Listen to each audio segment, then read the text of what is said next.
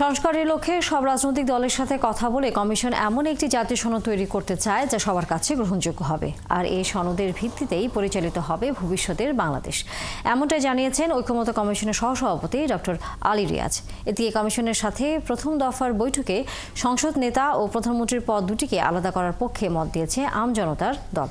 ফরহাদ ইবনে মালিকের প্রতিবেদন। 5টি সংস্কার কমিশনের প্রস্তাবের বিষয়ে সমঝোতার লক্ষ্যে রাজনৈতিক দলগুলোর সাথে ধারাবাহিক বৈঠক করছে জাতীয় ঐক্যমত্য কমিশন। এরই অংশ হিসেবে আম জনতার দলের সাথে এই বৈঠক।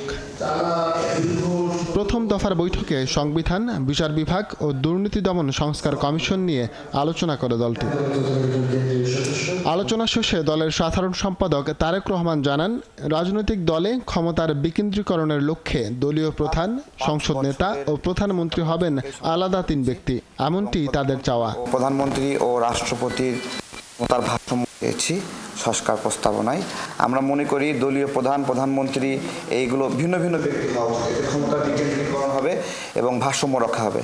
বৈঠক শুরুর আগে কমিশনের সহসভাপতি ডক্টর আলী রিয়াজ বলেন, সব দলের সাথে কথা বলে একটি গ্রহণযোগ্য জাতীয় সনদ তৈরি করাই কমিশনের লক্ষ্য। ঐক্যমত্য কমিশনের লক্ষ্য হচ্ছে সকলের সঙ্গে আলোচনা করে এমন একটি জাতীয় সনদ তৈরি করা যা সকলের কাছে গ্রহণযোগ্য হবে, যার ভিত্তিতে ভবিষ্যতের বাংলাদেশের পথরেখা নির্মাণ করা যাবে।